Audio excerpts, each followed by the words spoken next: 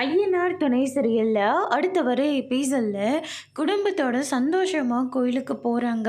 ஐயனாரை பார்த்த உடனே நிலா இருந்துட்டு, இவ்வளோ பெரிய ஐயனாரை நான் இது வரைக்கும் கண்டிப்பாக பார்த்ததே இல்லைண்ணே அப்படின்னு சொல்லிட்டு நிலா வந்து சொல்லிட்டு இருக்காங்க. நாங்களே இத்தனை வருஷம் கழிச்சு இப்போதாம்மா பார்க்குறோம். நாங்கள் பிறந்ததுலேருந்தே இது வரைக்கும் நாங்கள் இங்கே வந்ததே கிடையாது.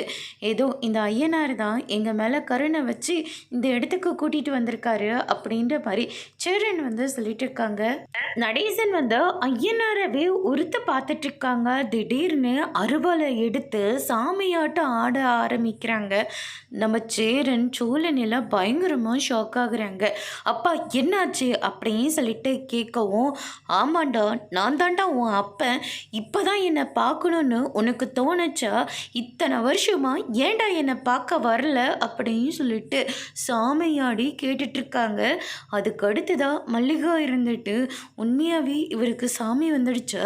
இவர் குடிகாரன், இவருக்கு போய் சாமி வருமா அப்படின்னு சொல்லிட்டு நம்ம கார்த்திகோட அம்மா சொல்லவும், அதுக்கு அடுத்ததாக அருவாளை எடுத்துக்கிட்டு அவங்க முன்னாடி போய் நிற்கிறாங்க.